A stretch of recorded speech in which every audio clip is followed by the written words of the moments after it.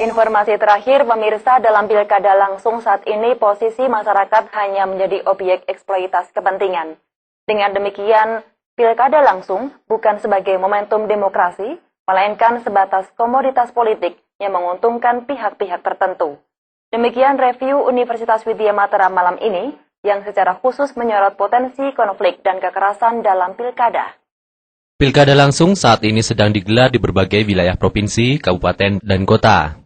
Sebagian mengalami persoalan, terutama yang terkait dengan munculnya konflik dan kekerasan, baik yang dipicu oleh perbedaan pilihan maupun ketidakpuasan terhadap aturan main atau sistem yang ada.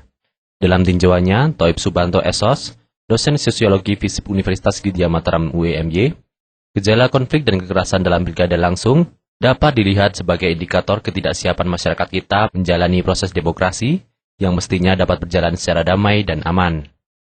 Ketidaksiapan masyarakat memasuki proses demokrasi langsung secara damai dan aman bukanlah suatu sebab utama dari munculnya konflik dan kekerasan yang banyak digelar di berbagai daerah di Indonesia. Fakta di atas lebih merupakan realitas yang berakar dari beberapa sebab. Antara lain sistem politik dalam tubuh partai yang masih berwatak oligarkis menyebabkan intervensi yang begitu jauh yang dilakukan elit partai terhadap konstituennya. Hal ini menyebabkan konstituen kehilangan hak dan kebebasannya menentukan pilihan sesuai hati nuraninya. Konflik seringkali muncul dimulai dari dominannya kepentingan elit politik. Thoib menambahkan, selama ini proses pendidikan politik masyarakat belum berjalan secara maksimal. Berbagai pihak yang berkompeten dalam menjalankan program pendidikan politik bagi masyarakat belum menjalankan peranannya secara merata. Berbagai pihak itu antara lain partai politik, perguruan tinggi, LSM, serta organisasi masyarakat lainnya. Masih dominannya kepentingan modal yang ikut bermain dalam proses pilkada langsung.